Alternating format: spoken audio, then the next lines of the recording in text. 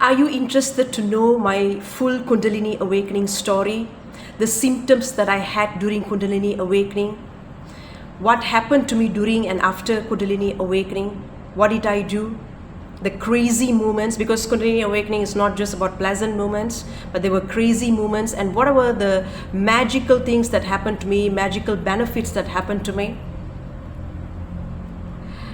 If you're interested with this topic, stay tuned till the end of the video. Hi, I'm Radhika Lakshmanan. I'm a karma transformational guide, and I help people to break their negative karmic patterns, heal their emotional wounds, heal their trauma, align them with their higher self, and I teach advanced meditation as well. Now let's start. Many years ago, I was stuck in a repetitive pattern of misery in my life. So I had this Kundalini awakening many years ago, all right? I think it's almost a decade already. Yeah. Okay, I went through this many years ago, all right?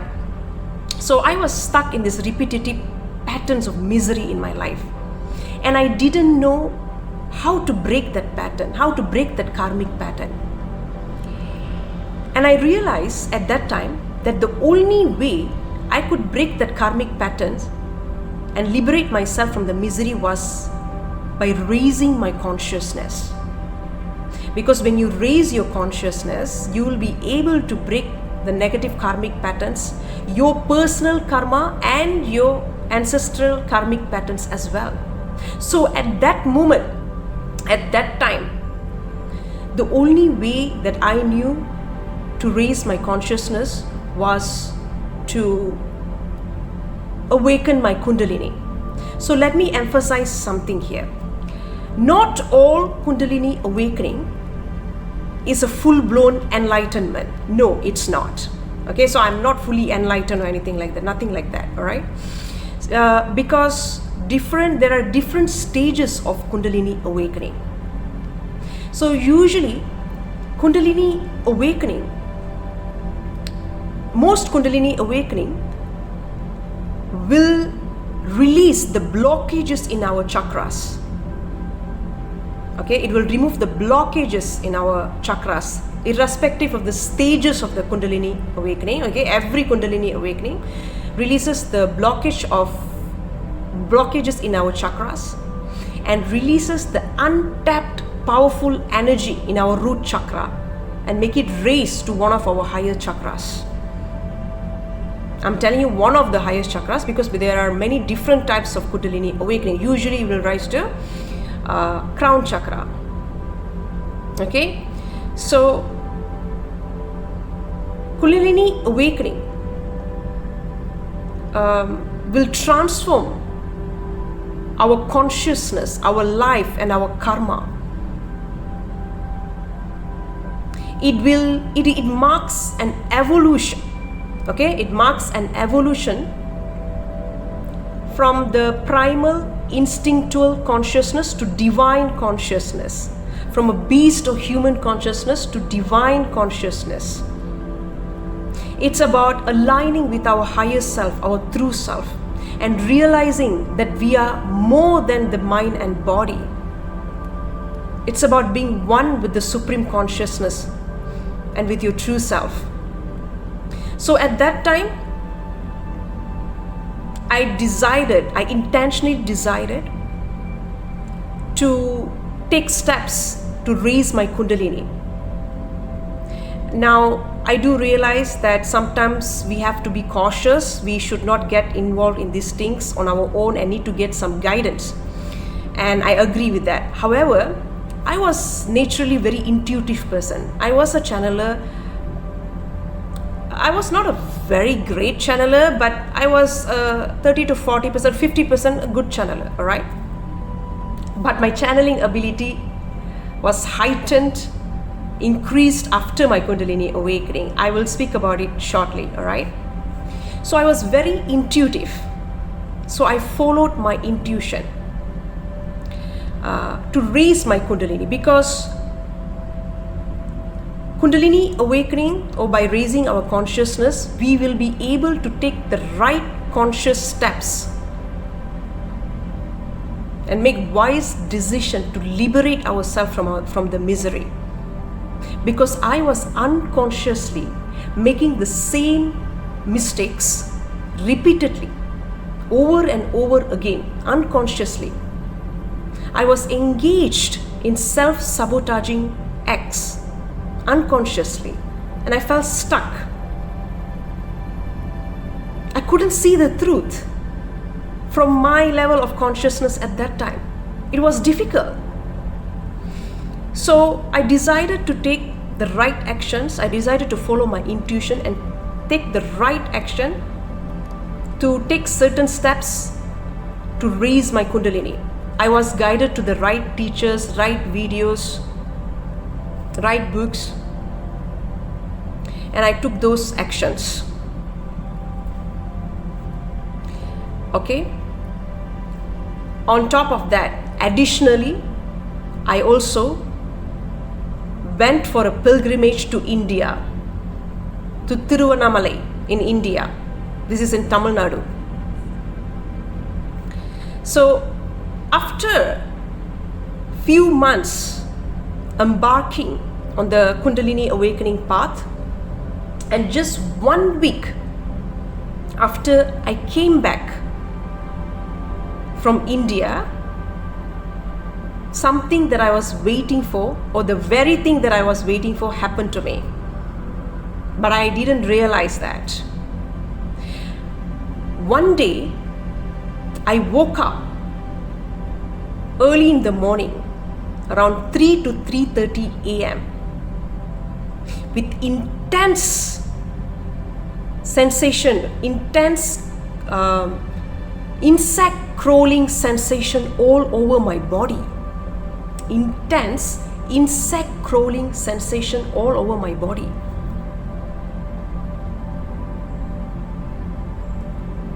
I was so scared. I found it very weird. Okay? I didn't know why I woke up and what was those crawling sensation are. But do you know what the weird part was? It began to happen to me every single day at the same time. Around 3 to 3:30 a.m. I began to feel this intense insect crawling sensation all over my body.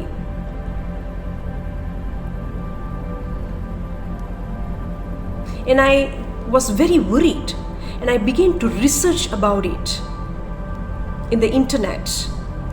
And I found several articles related to bed bugs.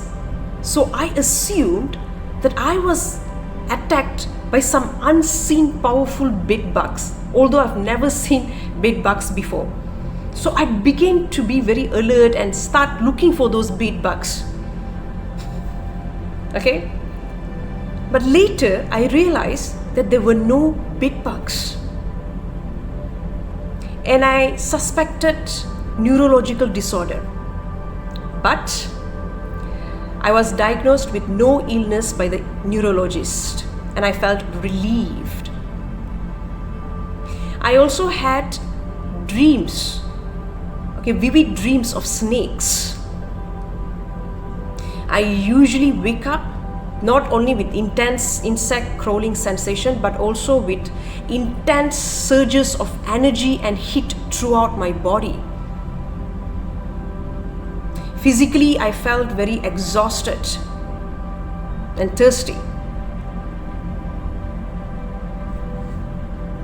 My intuition and psychic abilities were heightened.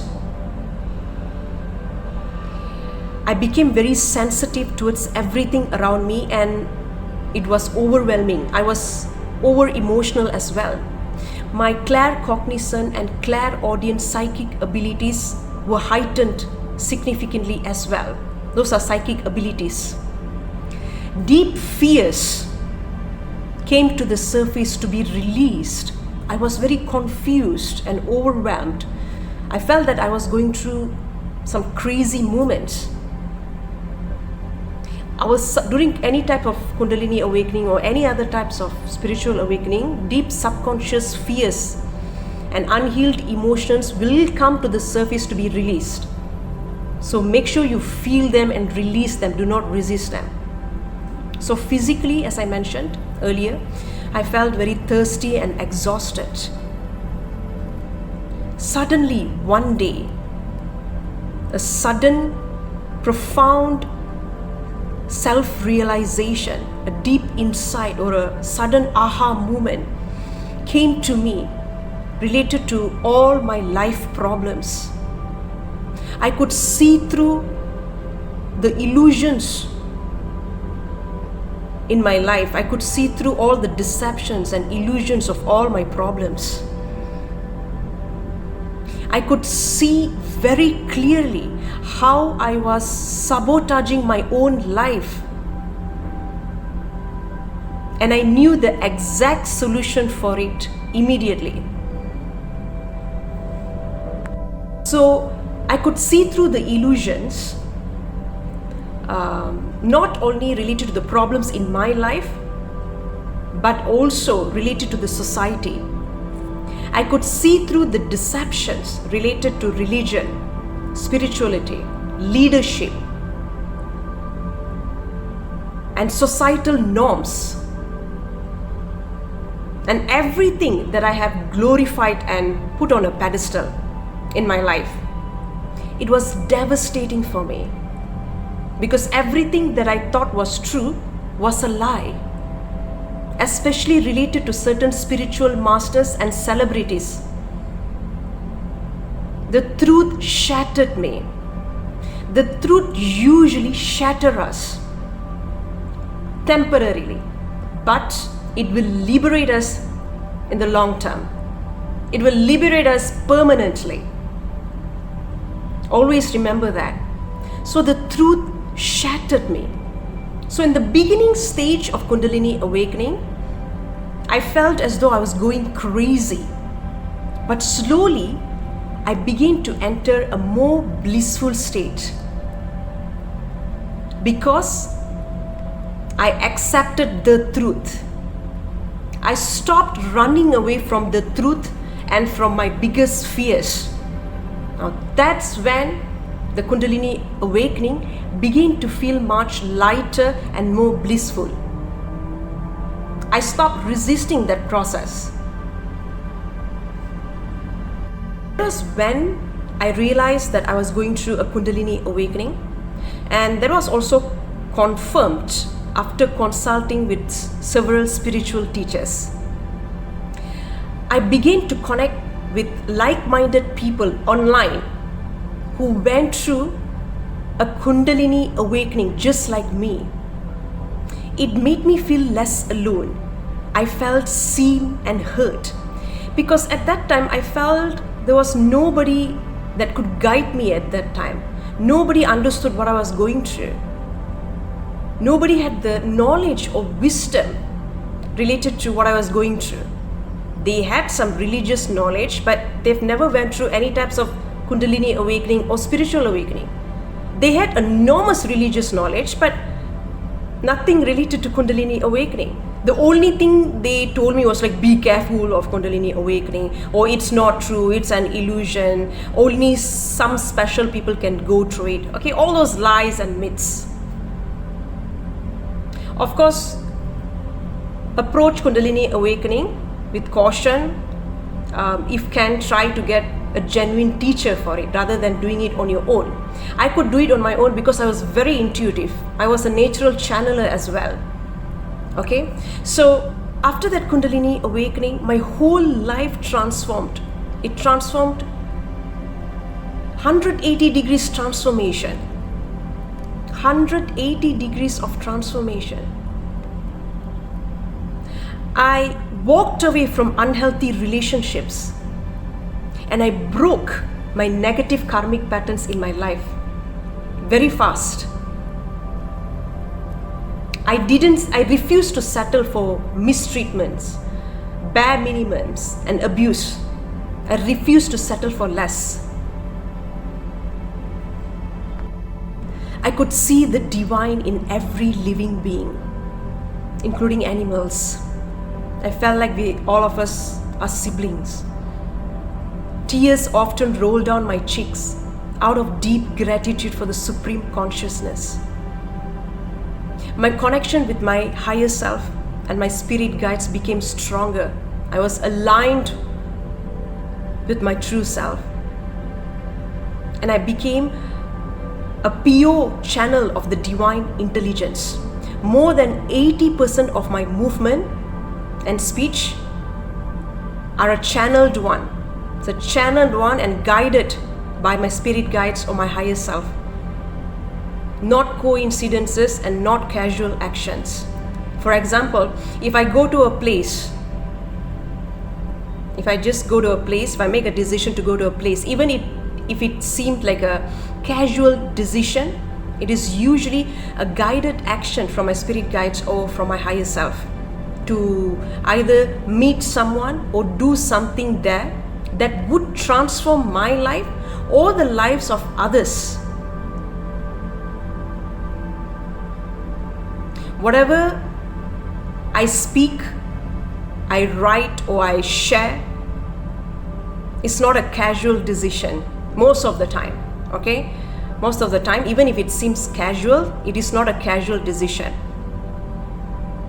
It is usually meant to help someone going through a difficult phase in their life.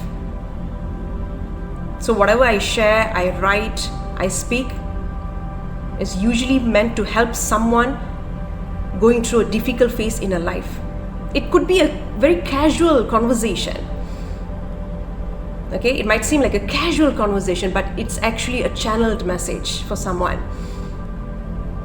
I might not know who the person is, but the message will reach the right person at the right time and will create a big transformation in their life. Many people have approached me, thanking me for transforming their lives through my videos and writings that I've shared online.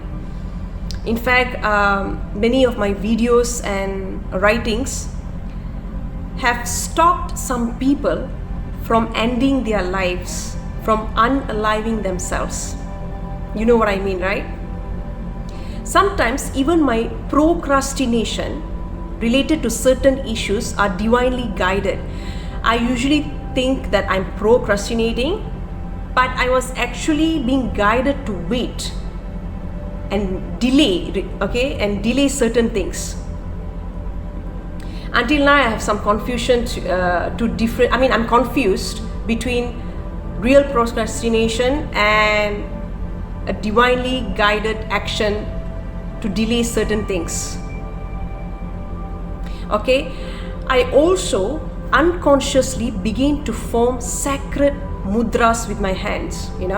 Mudras are symbolic hand gestures that activate and create prana or life force energy.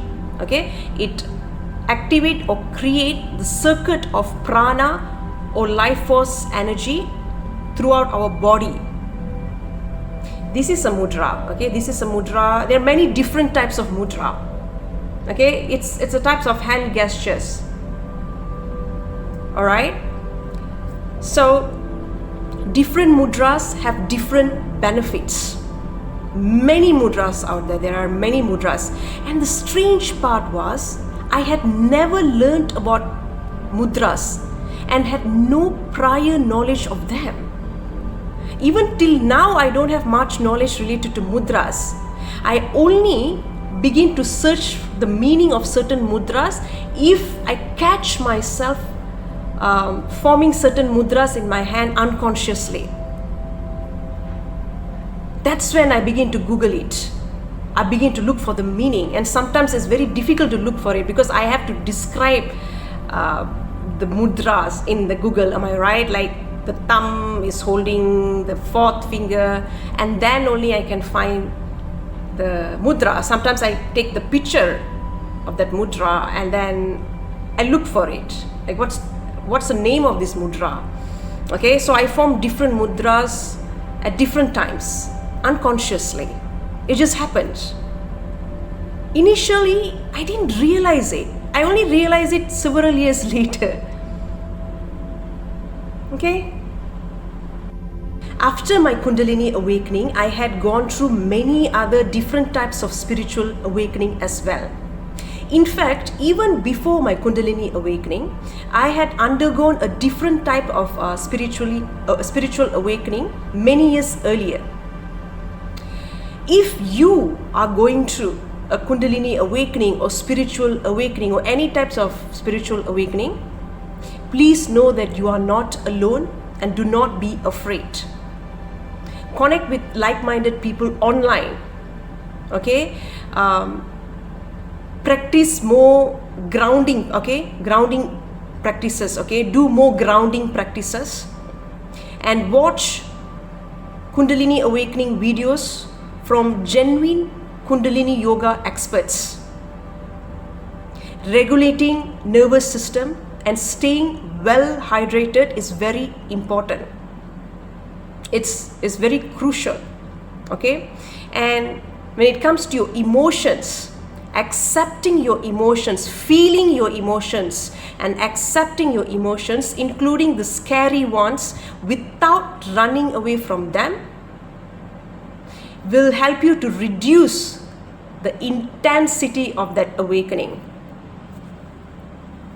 Okay, so if you like this video, please don't forget to give me thumbs up. Let me know what you think about this issue, this topic. Have you gone through any type of Kundalini awakening or spiritual awakening? What is your opinion related to this issue? Have you seen others going through the same? And make sure you consult a genuine Kundalini yoga expert. Okay? So let me know in the comment section about your opinion. Please share it with others because they need to know about this awakening experience. Many could be going through, all right, and you might not know about it at all. So share it with others. Thank you.